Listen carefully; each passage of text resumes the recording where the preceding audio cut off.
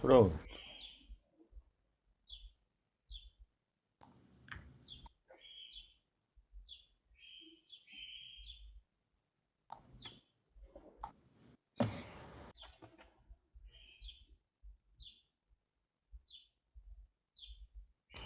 Bom, primeiramente, bom dia. A gente está no primeiro semestre de ADS e meu grupo é composto pelos seguintes integrantes: o Eduardo, o Leonardo Henrique Silva, eu que falo Ramias, o Ricardo Nunes e o Ellerson.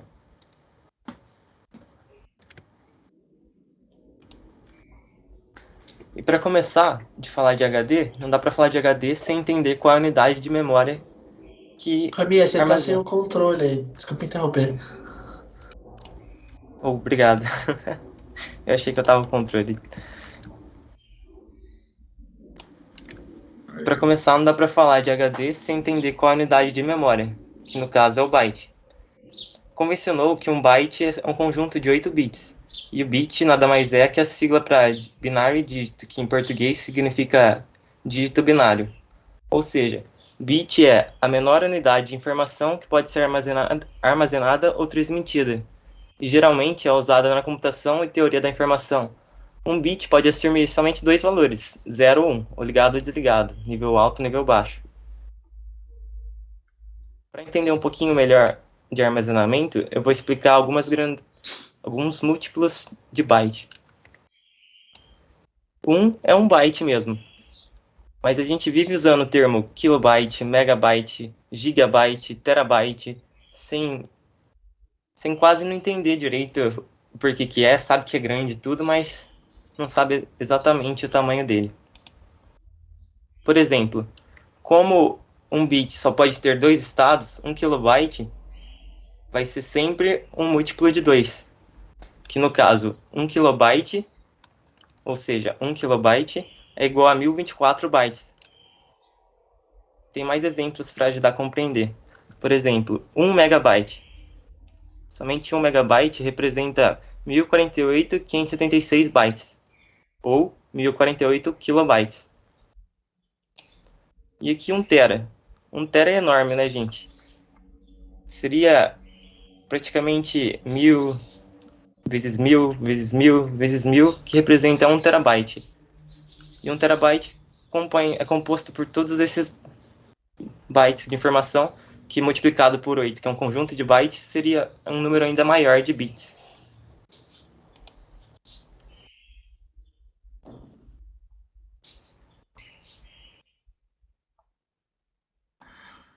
Bom, o disco rígido ele é um dos componentes que mais evoluiu durante todo esse tempo, onde o primeiro disco rígido foi construído em 1956 pela IBM, o IBM 350. Ele era composto por 50 discos de 24 polegadas de diâmetro e sua capacidade era de 4,36 megabytes. Imagina só naquela época que essa capacidade já era tão surpreendente, né? Sua desvantagem era o alto custo, que era em torno de US$ 35.000. Porém, seu valor foi sendo diminuído com as décadas, onde se tornou popular com os sistemas corporativos e para uso doméstico. O HD, aqui a gente vai estar mostrando aqui os principais componentes dele, que seriam os discos platers, eixo, cabeça de leitura, braço de leitura, actuator, cabo flat, jumpers, porta SATA e o conector de força, desculpa. Daí aqui um pouco da placa controladora, que é a parte que pensa do HD. Ela é quem faz a interface com a placa-mãe, também controla a rotação do motor e movimento das cabeças de leitura. É quem faz a verificação das leituras de forma de identificar erros e corrigindo quando possível. Ela atualiza e usa sempre que possível os dados armazenados no cache de disco, pois acessá-lo é muito mais rápido do que fazer uma leitura nas mídias magnéticas. É um componente externo do HD, que pode ser rapidamente substituído caso necessário. Os discos é onde os dados são armazenados, feito de alumínio, recoberto por um material magnético e por uma camada de material protetor. A capacidade de um HD é determinada pela tecnologia utilizada, que é que determina a sua densidade, o diâmetro do disco, que determina a sua área útil de gravação. Atualmente, a técnica que se utiliza é chamada de sputtering, onde é muito mais precisa. A superfície magnética é construída depositando grãos microscópicos de forma incrivelmente uniforme. Quando menores o grão, mais fina e sensível é a superfície, permitindo densidades de gravação mais alta. A densidade de gravação dos HDs tem um aumento de forma surpreendente com a introdução de sucessivas novas tecnologias de fabricação. Aqui tem um desenho mais ou menos explicando como que são trabalhados os setores, a trilha e o disco. Correção de erros e bad blocks. A detecção e correção dos erros faz parte do processo de leitura e gravação. Nenhuma mídia magnética é 100% confiável, mas erros na leitura de um setor ou outro são comuns. Dados importantes são guardados no disco rígido, a possibilidade de erros de leitura de um setor ou outro não é aceitável, principalmente em máquinas destinadas a operações críticas. Fabricantes utilizam sistemas ECC para detectar e corrigir erros de leitura, eventualmente encontrados fazendo dos HDs uma forma de armazenamento confiável. O ECC é o mesmo sistema utilizado em módulos de memória destinados a servidores e também de CD-ROMs. São usados nada menos que 276 bytes de código de correção de erros para cada setor de 2048 bytes. Em um HD, cada setor armazena, além de 512 bytes de dados, mais algumas dezenas de bytes contendo os códigos ECC. A criação dos bytes de ECC, assim como sua utilização posterior, é feita pela placa lógica, um processo automático que é feito de forma completamente transparente ao sistema operacional. Quando o erro não é corrigido, esse processo gera aquele ruído característico de HD sendo mastigado e quase sempre indica o aparecimento de um bad block. Porém, por serem defeitos físicos na mídia magnética, não existe muito o que fazer com relação a eles. O jeito é marcar os bad blocks de forma que eles não sejam mais usados. Em relação ao desempenho do HD, é determinado basicamente pela densidade do disco, velocidade de rotação e, em menor grau, pelo tamanho do cache de leitura e suporte ao NXCQ. O mercado de HDs é um ramo muito competitivo, de forma que tecnologias evolucionárias como, por exemplo, a tecnologia de gravação perpendicular são rapidamente adotadas por outros fabricantes, já que os que não são capazes de acompanhar a evolução tecnológica simplesmente não conseguem se manter no mercado. Em tratamento de HDs normais, destinados ao mercado de consumo, 2 HDs produzidos na mesma época, com a mesma velocidade de rotação e a mesma quantidade de cache, tendem a possuir um desempenho muito parecido. HDs antigos não é indicado, baseados em tecnologias obsoletas. Um HD de 500 GB produzido em 2010, muito provavelmente possuirá um único plater e será mais rápido do que um HD produzido 2 anos antes, embora tenha a mesma capacidade, utilizar 2 platers. Mesmo que ambos sejam de 7.200 RPM e sejam vendidos por mais ou menos o mesmo preço.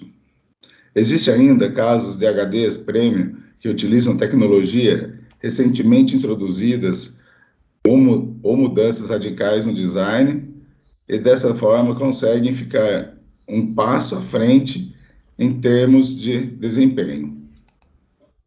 NCQ é onde a controladora utiliza o tempo ocioso entre uma leitura e outra para estudar e reorganizar a ordem das leituras seguintes, de forma que elas possam ser executadas na ordem em que seja necessário o menor movimento possível dos discos. O HD, que não possui um suporte NCQ, de forma que, ao realizar 4 leituras aos setores aleatórios do disco, ele precisa realizá-las em ordem, fazendo com que seja necessário um número maior de rotação do disco. O HDNCQ usa um atalho para realizar a mesma sequência de leitura em menos tempo, lendo os setores fora da ordem. A NCQ pode melhorar a taxa de transferência do HD em até 10% em situações específicas, onde são lidos diversos arquivos pequenos espalhados pelo HD, como durante o carregamento do sistema operacional ou de um programa pensado, mas faz pouca diferença quando você está transferindo grandes arquivos. Ele é uma otimização implementada via software, que não aumenta o custo de produção do disco e não tem contraindicações. E está mostrando um modelinho de como funciona com e sem o NCQ. O primeiro vermelhinho é sem o NCQ e o verdinho é com o NCQ.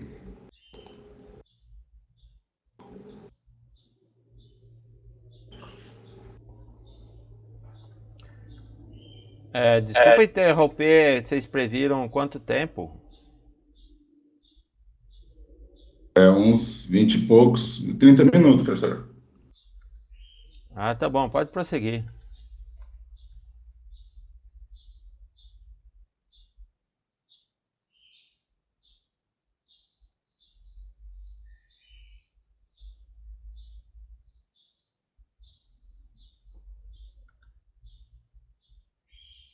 Desculpa interromper, mas pode prosseguir, fica à vontade, viu?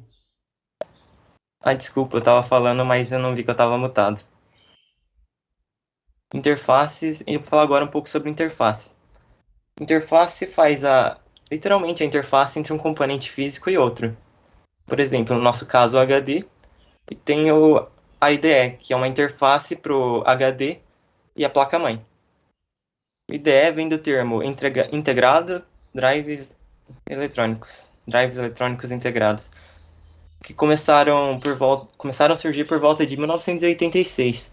Mas mesmo nessa época ainda não tinha um padrão muito bem definido para a IDE, porque existiam muitos fabricantes e alguns deles eram um pouco diferentes de outros e causava muita incompatibilidade.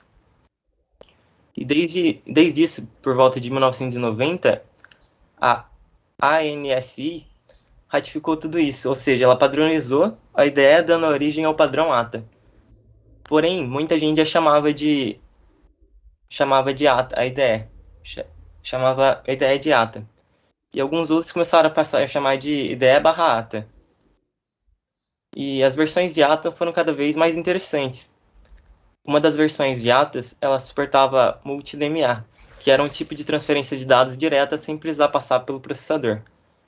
Embora no começo existiam diversos tipos de instabilidades, mas a partir do ATA 33, essa transferência era de 33 MB, por isso do nome ATA 33, e suportava o DMA, que era esse mesmo processo de transferência direta de dados sem precisar passar pelo HD. O que isso ajudou foi que poderia assistir muitos filmes em alta resolução sem falhas, por causa que ela transferia diretamente esses dados, essa taxa de transferência. A partir do ATA 76, nele podemos observar uma grande inovação para o ATA 76, porque antes todos os ATAs e IDEs possuíam 40 pinos, e agora eles começaram a passar a ter 80 pinos e o tamanho dos seus fios, cabos, começaram a ficar menor. O que foi um upgrade tanto, pois os 40 cabos adicionais foram implementados para terem menos interferências, servindo como neutro. Quando você coloca um fio neutro no circuito elétrico, ele diminui a interferência. Eu vou falar um pouquinho mais sobre isso depois, mas ele serve para diminuir bastante a interferência. E um desses cabos, desses 80 pinos, o cabo 34 mais especificamente, ele serve para falar para a placa-mãe em qual tipo de conector você está, qual tipo de ata você está colocando, se é um de 40 pinos ou de 80 pinos.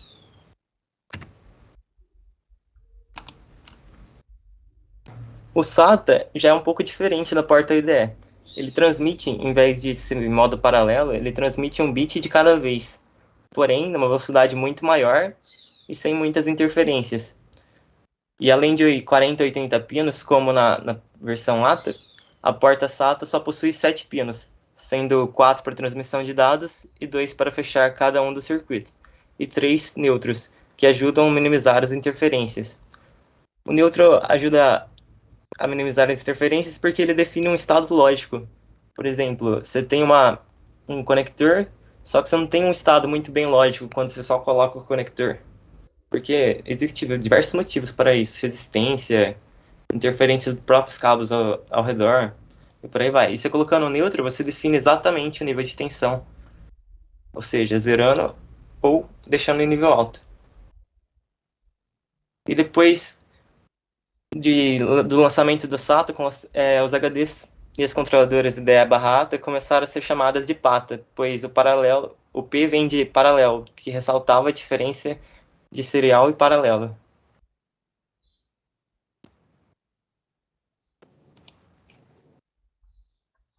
Bom dia, professor. Bom dia a todos. Eu vou falar a respeito do sistema de arquivos. Bom, a forma que a controladora do HD vê os dados armazenados nos discos magnéticos pode ser diferente da forma que o sistema operacional vê, pois a controladora enxerga as trilhas, setores e cilindros e se esforça para encontrá-los nos discos magnéticos, usando as marcações servos. Já o sistema operacional enxerga apenas uma longa lista de endereços, que são chamados de clusters ou blocos. Originalmente, os discos magnéticos do HD são um terreno inexplorado e sem organização. Então, para que os dados possam ser armazenados e lidos de forma organizada, é preciso que o HD seja previamente formatado. E a partir disso, temos dois tipos de formatação, a formatação física e a formatação lógica. E para que eu possa prosseguir, eu vou falar sobre as marcações servos. E o que seriam essas marcações servos? As marcações servos são a parte mecânica do HD, sendo acionada eletronicamente pela controladora. Bom, agora eu vou falar da formatação física, que a formatação física divide os discos em trilhas, setores e cilindros, e são gravadas marcações servos, que permitem que a placa lógica posicione corretamente as cabeças de leitura. Então, nos HDs atuais, a formatação física é feita na fabricação dos discos. E a partir disso temos a formatação lógica, que adiciona as estruturas utilizadas pelo sistema operacional e, ao contrário da formatação física, ela é via software e pode ser feita quantas vezes quiser. A formatação do HD é feita em duas etapas. A primeira é o particionamento, que define quantas partições o HD será dividido e o tamanho de cada uma.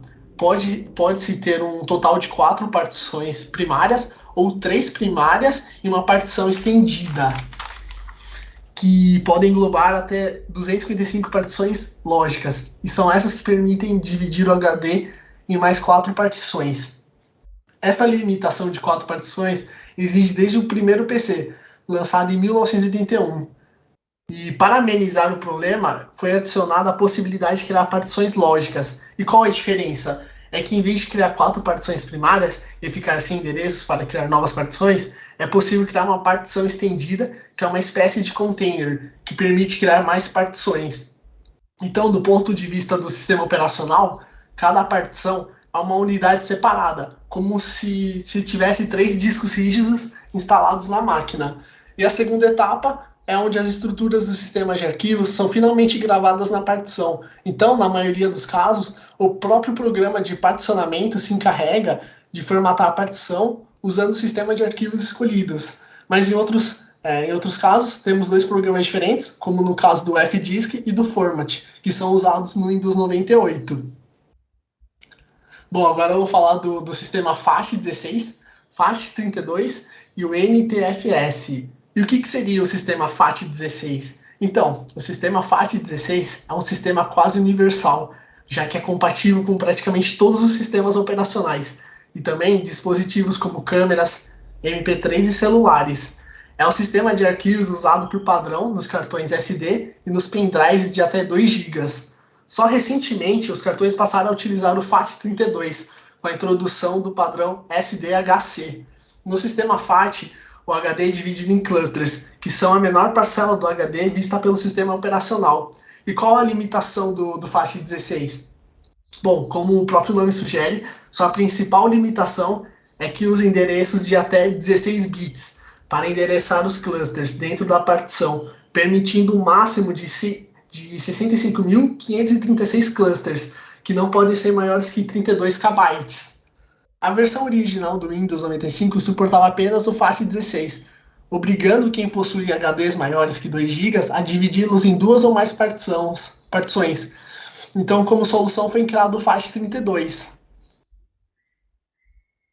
O FAT32 ele surgiu a partir de uma necessidade que estava tendo na época. E quais foram as evoluções do FAT32? A principal evolução foi o uso de endereços de 32 bits para o endereçamento dos clusters, o que possibilita a criação de partições muito maiores, de até 2 terabytes. A princípio, o uso de endereços de 32 bits permitiu o uso de clusters de 4 KB, mesmo em partições muito grandes. Mas por questões de desempenho, ficou estabelecido que, por default, os clusters de 4 KB seriam usados apenas em partições de até 8 GB. Aí, a partir disso, o tamanho dos clusters varia de acordo com o tamanho das partições. Agora eu vou falar a respeito do NTFS. E o que seria o NTFS? É um sistema de arquivos mais antigos do que se acredita. Ele começou a ser desenvolvido no início da década de 90, já que o grande problema do FAT16 era o fato de serem usados apenas 16 bits para o endereçamento de cada cluster. Aí o NTFS incorporou desde o início a capacidade para endereçar os clusters, usando endereços de 64 bits, e sua única limitação é o tamanho dos setores do HD. Como cada setor possui 512 bytes, o tamanho de cada cluster usando o NTFS também poderá ser de 512 bytes, independentemente do tamanho da partição. Porém, existe um pequeno problema: endereçar partições muito grandes, usando o cluster de 512 bytes, que seria o desempenho. Com um número muito grande de clusters, o processamento necessário para encontrar os dados desejados passa a ser muito grande. Assim, diminui a performance da máquina. E quais são suas vantagens, né? A vantagem do sistema NTFS é que os nomes dos arquivos e pastas utilizam caracteres em Unicode, em vez de ASCII. E o que seria esse ASCII e Unicode? O ASCII é o sistema onde cada caractere ocupa um byte de dados, e que são permitidos apenas letras, números e alguns caracteres especiais. Já no Unicode, cada caractere ocupa 2 bytes, ou seja, o que permite 65.000 combinações, que é o suficiente para armazenar caracteres de diversos idiomas, como os países do Japão, da Rússia, a China, a Coreia, que eles não usam o nosso alfabeto, eles usam mais os símbolos. E outro ponto importante, onde o NTFS é superior ao sistema FAT, é na tolerância a falhas, já que no sistema FAT, sempre que o sistema trava ou é desligado enquanto estão sendo atualizados os arquivos no HD, existe a possibilidade do sistema tornar-se inconsistente, e para resolver a situação, é necessário rodar o ScanDisk, depois de cada desligamento incorreto. Já no sistema NTFS, o sistema mantém um log de todas as operações realizadas, e com isto, mesmo que a máquina seja desligado bem no meio da atualização de um arquivo, o sistema poderá, durante o próximo boot, examinar este log e descobrir exatamente em que ponto a atualização parou, tendo a chance de automaticamente corrigir o problema. Bom, agora passo para o Leonardo, para ele falar a respeito da recuperação de dados. Recuperação de dados. Um problema dos HD é que eles guardam muita informação. Qualquer defeito pode causar um problema enorme. Os casos de perda de dados podem acontecer por falhas causadas por defeitos mecânicos, onde o HD realmente para de funcionar, impedindo a leitura. E os defeitos lógicos, onde se perde dados ou ficam inacessíveis, mas o HD ainda funciona. Componentes do HD podem ser substituídos para a manutenção de outro HD, desde que sejam idênticos ao primeiro, para que você possa retirar as peças, mas precisa de um cuidado ao manipular os discos e as cabeças de leitura, que são muito sensíveis, e também um ambiente limpo é o ideal, já que a poeira pode causar qualquer problema na peça. Defeitos na placa lógica do HD pode ser resolvido dos componentes avariados ou com a substituição da placa lógica inteira por outra do mesmo modelo. Defeitos nos componentes internos do HD demandam os serviços de uma empresa especializada em recuperação de dados que tenha uma sala limpa e aparelhos necessários.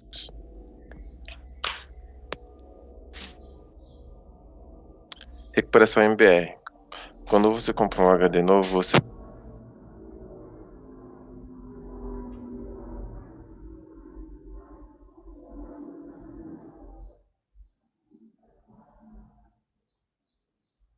Acho que perdeu o som, né? Ele tem umas instabilidades de internet.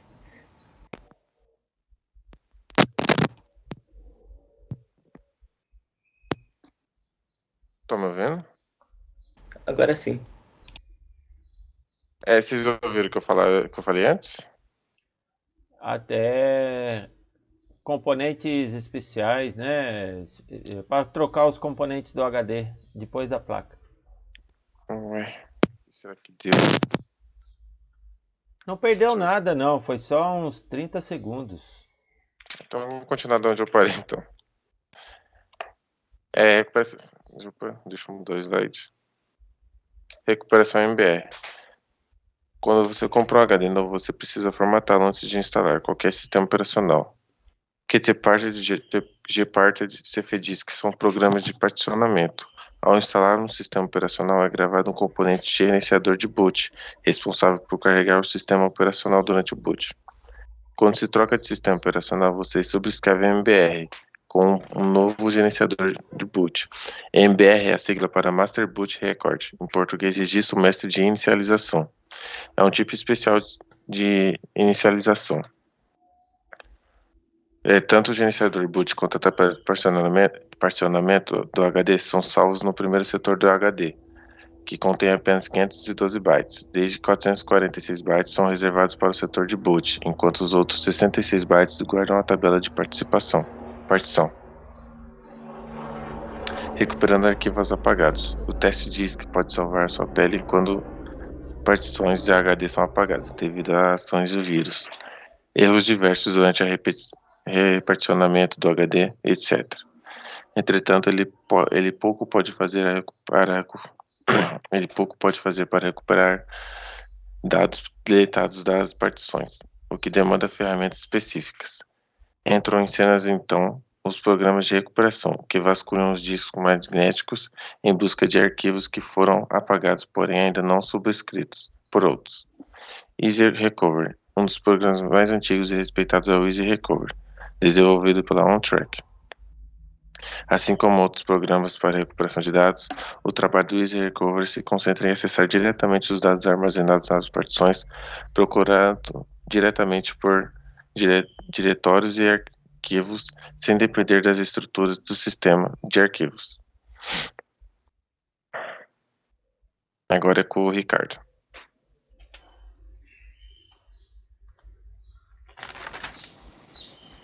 Bom, vou falar um pouquinho sobre SSD que está na moda agora, a evolução. Possivelmente o SSD ele é a maior revolução dentro dos HDs, desde o IBM 850, que era aquele de fita. O tempo de acesso do SSD é muito baixo, então por isso você vê uma melhora absurda quando você coloca um SSD no seu computador. Tem excelente taxa de leitura e gravação em setor aleatório. Ele é diferente do SSD do HD, ele não vai por setor, ele vai onde está vago e ele acessa. É diferente a forma de acesso. O consumo elétrico dele é muito baixo, porque ele é um componente de estado sólido. Silencioso, porque ele não tem parte móvel, resistente a impacto e oferece uma melhor segurança contra a perda de dados, devido a defeitos de hardware, já que não possuem parte móvel. A grande desvantagem, por outro lado, é o custo por megabyte. Ele é caro. Então, mais caro que um HD, entendeu? Hoje em dia está popularizando. Aí, o que acontece? Quando ele surgiu, ele era muito caro. Aí começaram a existir também alguns modelos de baixo custo e baixo desempenho. Ou seja, era um miguezinho que davam, né? Mas eles se comportavam basicamente como um pendrive ligado ao slot Express Mini. Então, o barramento que ele se ligava, ele não dava esse salto que o SSD moderno deu hoje. Oferecia taxa razoável de leitura, até era legal, mas em compensação, a taxa de escrita era muito baixa. E aí o que acontecia? Dava até uns travão aí na hora de escrever. Então ele lia muito rápido, mas dava uns travão na hora de escrever. Embora eles apresentassem taxa de leitura e escrita sequenciais relativamente altas, deficiências do controlador faziam com que a latência das operações de escrita de pequenos arquivos ultrapassasse os 900 milissegundos, em muita situação. Ou seja, como o tempo de escrita era muito alto, ele chegava realmente até dar aquela parada e ficar carregando a ampulhetinha do Windows da vida. O controlador incluía um buffer de escrita de apenas 16 KB, por isso ele era lento, fazendo com que o sistema simplesmente congelasse por 1 ou 2 segundos. Felizmente, a notícia logo se espalhou e esses drivers ruins foram logo substituídos por modelos baseados em controladores da Samsung, da Intel, dando origem à geração atual. Eu cheguei a ver esse EPC aí, e IPC era uma encrenca, não funcionava muito bem não. Aí, desempenho do SSD novo e SSD usado. O desempenho do SSD praticamente não é afetado pela fragmentação, porque a gente está acostumado com HD que dá fragmentação, você passa um defrag lá, o SSD não tem isso, embora ele tenha um comportamento numa determinada situação que lembra muito disco fragmentado. Particularidades na maneira de como os setores são acessados fazem com que em muitas situações o desempenho decaia com o uso, conforme dados são gravados e apagados. O grande problema é que as páginas na memória flash não podem ser simplesmente regravadas. Sempre é necessário gravar dados em uma página já ocupada. A controladora precisa primeiro apagar os dados anteriores. Ou seja, ela não compartilha espaço, ela apaga tudo e escreve de novo. A solução definitiva veio com o comando trim, uma nova função que permite ao sistema operacional agendar a limpeza de página cujo conteúdo foi deletado ou movido em vez de simplesmente marcar como vaga. O trim é que ele é suportado apenas no Windows 7, por versões recentes do Linux, o que deixa de fora o Windows Vista e o Windows XP. Se bem que se a pessoa está usando o Vista, tem que sofrer mesmo, castigo. Ciclo de gravação e questão de longevidade. Isso é uma preocupação com o SSD. A duração dele pode dar problema. Um dos grandes problemas com a célula de memória flash é a longevidade.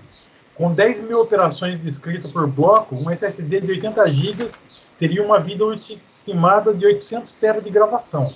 Ou seja, você conseguiria usar até 800 TB de dado entre apaga e escreve, apaga e escreve. Entretanto, na prática a vida útil é menor devido a um outro fator, a amplificação de escrita, que é causada pela questão dos blocos. Enquanto o controlador está gravando grandes arquivos, isso não é um problema, já que serão quebrados em pedaços de 512 KB, e cada um ocupará um bloco inteiro. Estimando a vida útil do SSD de 5 a 10 anos de uso intenso, não uso normal caseiro, uso intenso. É que de qualquer forma é bem mais que um HD. Então assim, ele tem um problema, que ele vai dar por escreve, apaga, mas ainda assim é muito mais vantagem que o HD. As células de memória flash também são capazes de preservar o dado por pelo menos 10 anos sem receber alimentação elétrica, que também é uma boa marca. Essa figura aqui é uma visão micro de como é o SSD. Eles têm os setores horizontais e verticais. A popularização não demorou para os fabricantes perceberem o nicho, passando a lançar SSD de baixo custo e baixa capacidade, destinado a ser usado como disco de boot. Ou seja, você pega aquilo que demora mais para carregar e usa o SSD que tem uma resposta mais rápida. Embora o MSATA utilize o mesmo conector das placas Express Mini, mantém o uso da visualização serial ATA. Fica difícil de ler aqui. Suportam de 150 a 300 megabytes SATA e SATA300 são detectados pelo sistema operacional da mesma maneira que o ID SATA regulares, sem necessidade de novos drivers, ou seja, muda apenas o conector. Uma observação importante é que SSDs SATAs, diferente dos SSDs dos primeiros modelos do IPC, embora utilizasse o formato Express Mini, eram ligados ao barramento USB. Aí o futuro o que é? Um HD híbrido, acelerador RAM e drives. O meio termo entre SSD e HD tradicionais são os HHDs, Hybrid Hard Drives, que são HDs tradicionais que incorporam chips de memória flash, usando o servo buffer para os dados. Ou seja, a parte que é de boot rápido, ele guarda no chip, e ele tem o disco para guardar os outros dados. Em um HHD é usada uma quantidade generosa de memória flash, 502 MB ou mais, em muitos modelos, que tem a função de armazenar dados frequentemente acessados com arquivos carregados durante o boot. A popularização não demorou para que muitos fabricantes percebessem o nicho. Já estou repetindo, esse é repetido, desculpa. Tinha um slide repetido. Bom, é isso aí, pessoal. O futuro é o SSD. Obrigado.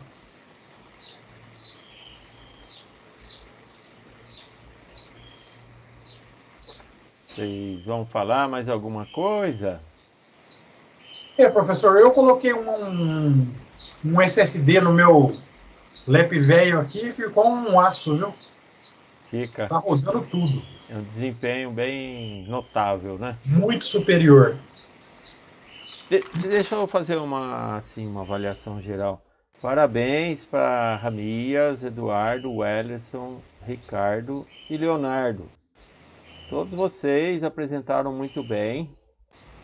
E eu queria fazer só assim um alerta, né? Com relação ao tempo. É muito importante seguir cada minuto. Foi dado 30 minutos, não pode estourar esse tempo. E como que faz isso? É muito difícil, né? Você calcular o tempo. A regra é você conta quantos slides tem. São 2 minutos cada slide, aí você vê que só sobram 15 slides. E mais ou menos, né? Isso é um chute. É lógico, um slide às vezes vai mais rápido que o outro. E ensaiar, né? Ensaiar e medir o tempo, porque se você está aí numa reunião, numa conferência científica, você é cortado, né? Eu não cortei vocês porque estava muito interessante o assunto, mas você não consegue falar o que você tinha que falar, é muito chato. Mas eu gostei muito mesmo, vocês fizeram uma abrangência completa do assunto. Eu confesso que eu até aprendi alguma coisa que eu não sabia, né? Foi muito bem apresentado. Todos vocês apresentaram bem. O Eduardo explicou a diferença entre IDE e SATA. Leonardo falou sobre perda de dados, recuperação. Pessoal, isso aqui, recuperação de dados, não é uma coisa confiável, não. É você rezar e ter muita fé, porque às vezes não consegue. O que é que a recomendação que eu faço? Fazer backup todo dia, toda semana, todo mês. Toda semana um backup completo, todo fim de mês um backup completo, porque dispositivo de hardware é igual uma lâmpada, um dia ela vai queimar e você vai ficar na mão. E é muito triste você não conseguir recuperar os dados, né? Uma foto da família, se for para uso pessoal. Na empresa, arquivos de negócio, às vezes a empresa vai até a falência, né? Você vê aquele acidente lá, aquele terrorismo da Torres Gêmeas. Lá tinha empresas bilionárias que foram à falência porque perderam os dados. Se eles pudessem recuperar o backup, a empresa poderia estar operando até hoje. O que mais que tem que falar? SSD, muito bem apresentado. Então é isso, parabéns, palmas para vocês, né? Muito obrigado mesmo.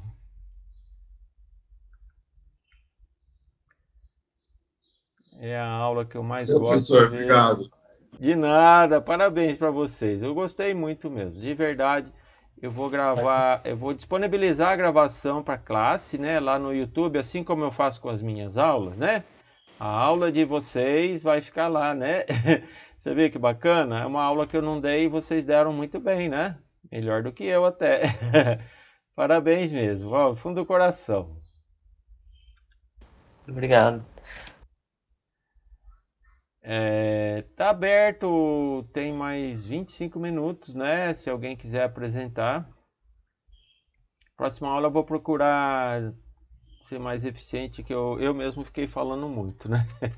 Próxima aula a gente já abre para vocês já entram de sola, né? Fiquei perdendo tempo aqui vendo como que compartilha a tela e tal. Tá aberto para quem quiser apresentar. 25 minutos dá tempo, tranquilo.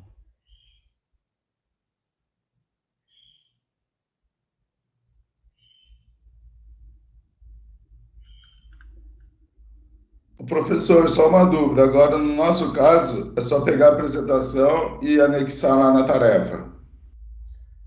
Não, eu vou publicar para vocês, eu deixo lá no Teams e anexa lá, por favor, eu vou guardar também. Porque tem a tarefa, né? Você deu como uma avaliação, fez como uma tarefa, né? Isso. Daí, que vence hoje, concluir hoje, ainda estou vendo aqui agora. Uhum. Mas fica tranquilo, eu já vou dar os créditos. Não precisa fazer mais nada, não. Eu dou lá como executado, eu já vou atualizar lá, tá? Fica Tá, sossegado. então nem vou anexar nada, então. Não, é Ramias, Eduardo, Ellison, Ricardo e Leonardo, né? Isso. Isso. Bacana. Eu vou publicar o vídeo de vocês na minha aula, né? Igual eu faço sempre, assim a classe toda assiste. Quem perdeu Não, a mas aula. por causa da tarefa mesmo, que inclusive eu tinha esquecido, eu até abri aqui, tá que vence hoje, né? Isso. Dia 30, né? 29. Isso. Daí para saber se anexava ou não. Ah, você pode Ah, eu pôr o posso vídeo lá. anexar, a tarefa tá aqui, já entreguei, já aliviei, já tirei os pesos do ombro já, para mim agora tá tranquilo. Melhor, eu vou guardar direitinho aqui, porque para assistir de novo. E Ok, põe lá então. Melhor. combinado. E que mais? Eu gostei, muito bacana. Eu queria saber se tem mais alguém que vai apresentar ou hoje. Pode ser próxima aula também, tá? Eu vou estender para mais um. Que dia que é hoje? 29. Porque não deu tempo, né, de todo mundo. Até o dia 6 eu vou abrir mais. Dá para fazer 4, né? Se a gente for mais eficiente, 20 minutos cada um, né? Alguém quer agendar para a aula que vem ou quiser apresentar, ainda dá uns 20 minutinhos.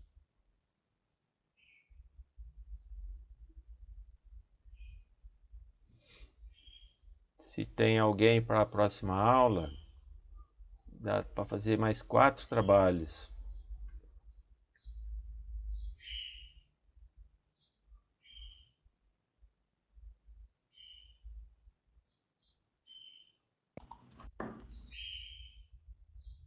Edra, você disse que queria apresentar, não é isso?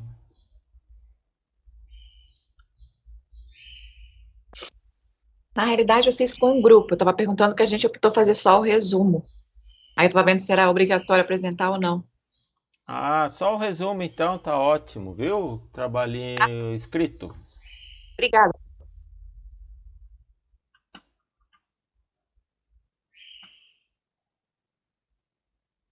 E se tem alguém que está elaborando o trabalho, quer que eu reviso, oriento, passa para mim, por favor.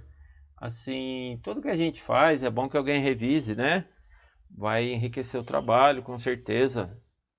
Podem passar para mim, tá? Se alguém quer, tem alguma dúvida sobre como apresentar, quantas páginas, algum detalhe, né?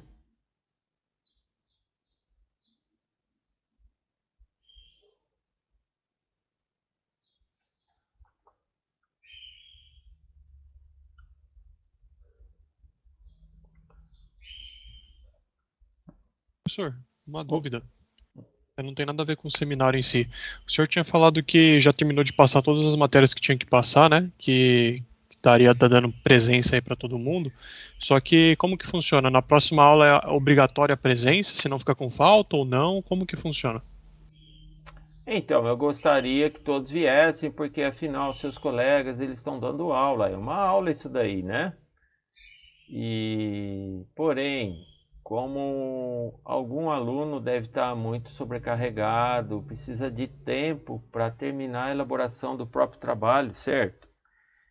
Eu liberei as faltas, mas é muito conveniente, é muito bom que vocês assistam ao trabalho dos colegas, com certeza. Vai estar aberta a teleconferência, vai estar os colegas apresentando, vai estar eu aqui orientando para apresentar o trabalho, né? Vamos supor que você está com falta de tempo, não terminou ainda, né? Eu vou estender o prazo até dia 6, meia-noite, né? E aí você vai ter uma chance, um tempo maior para fazer, uma orientação, apoio do professor, né? É isso. Mas eu digo, oficialmente eu vou abonar faltas, mas ninguém está dispensado de participar, né? É isso, resolveu a dúvida? Entendo. Obrigado, hein, professor? De nada. Eu vou dar presença, mas não está dispensado de assistir, não. Só se excepcionalmente, eu estou num sufoco, eu preciso terminar o trabalho, eu não vou assistir aula, eu vou aproveitar esse tempo para dar um andamento. Aí tudo bem, né? Entendi. Não, eu só perguntei isso porque tem muitos professores aí que já estão encerrando esse mês, né? A matéria deles mesmo estão encerrando, ou seja, já estão liberando os alunos. Aí, tanto que tem professores que falou assim, ó, próximas aulas não vai contar como falta. Quem quiser vir para ver a nota ou discutir algum assunto pode vir, mas não conta. Então, por isso que eu estou perguntando para o professor se vai valer falta ou não, ou se já está dispensado ou não. Eu entendo que a presença é requisitada de qualquer maneira. Mas agradeço. Foi por isso que eu perguntei, entendeu? Ah, legal, Lucas. Eu vou dar o que vai ter agora? Apresentação do trabalho de vocês. Eu quero que todos assistam. E depois, para quem não conseguiu atingir a média, eu vou dar uma prova. E aí é só, não tem mais nada. Deixa eu só pegar aqui o meu plano de aulas aqui, só para mostrar para vocês. Vocês conseguem ver aí uma planilha Excel aí? Peraí, não é essa não.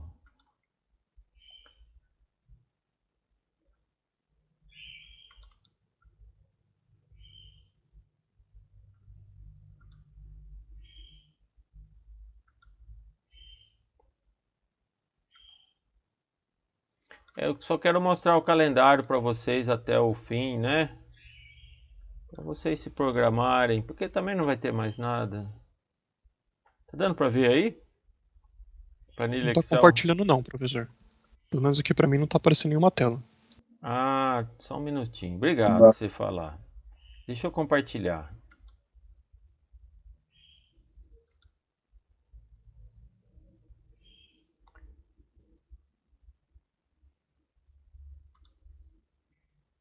Agora sim, né? Sim. Agora tá. Então, nós estamos aqui, ó, dia 29, apresentação pelos alunos. Próxima aula, a mesma coisa, né? Quem quiser agendar comigo, eu vou reservar o horário, porque hoje foi meio assim, sem reserva, né? Eu vou determinar, 30 minutos cada um, dá para apresentar até 4 trabalhos, para dia 6 de dezembro, tá bom? Quem quiser apresentar o texto, como a Edra preferiu, tem que ser um texto bem completo, né? Bem estruturado. Põe bastante fotografia, figuras, que é um recurso didático muito bom. Tabelas, né? Evita de ter que ficar explicando, escrevendo muito. Aí, 6 de dezembro, aí não, só vai ter mais dia 13.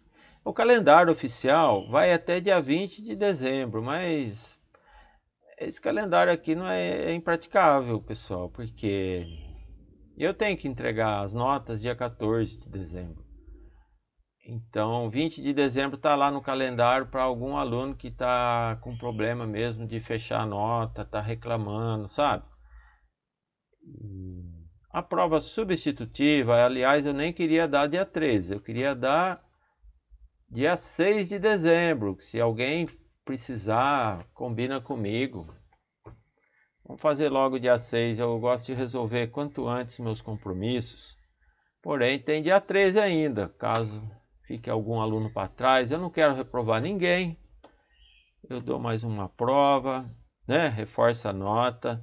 Se vocês apresentarem o trabalho, que todo mundo vai ter uma boa nota no trabalho, praticamente está garantido. Essa prova substitutiva seria alguém que não fez a prova, né? Perdeu, ou foi muito mal, quer melhorar a média.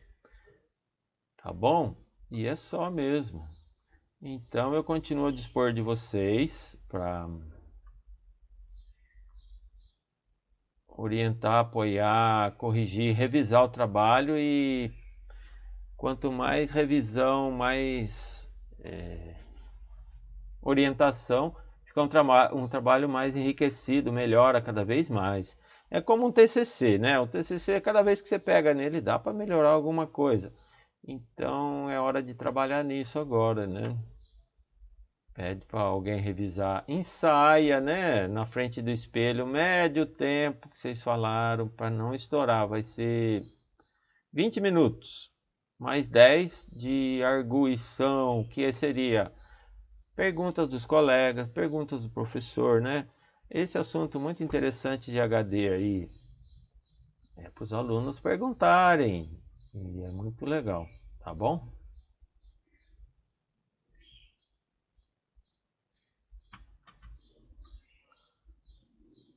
Pode mandar no meu WhatsApp, pode mandar no chat do Teams. Professor, olha o trabalho que a gente fez, dá uma olhada por favor, vê se tá bom assim. E eu vou orientando, eu vou acrescentando alguma coisa, sempre dá para melhorar, né? Então é isso. Eu espero a aula que vem mais alguma apresentação. Excelente, viu, meus queridos? Eu gosto muito de assistir o trabalho dos alunos. Foi uma aula melhor do que a minha, com certeza, falando assim, francamente. Forte abraço, parabéns para vocês, viu? Valeu, professor. Obrigado. Então é isso, por hoje é só. Se vocês não têm dúvidas, está todo mundo dispensado, porém eu vou continuar aqui esperando para conversar com quem quiser, né? O horário oficial mesmo é 9h25, mas tá todo mundo dispensado. Quem quiser aproveitar, conversar, a orientação, né? Para terminar o trabalho.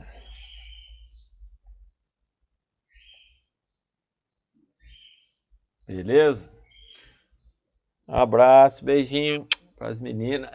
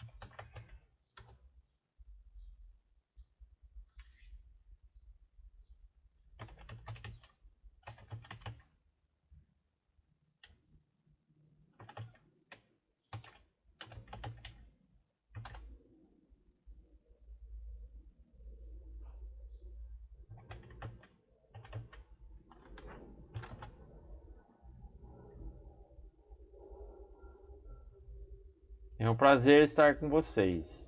De nada, eu sempre vou estar ao dispor.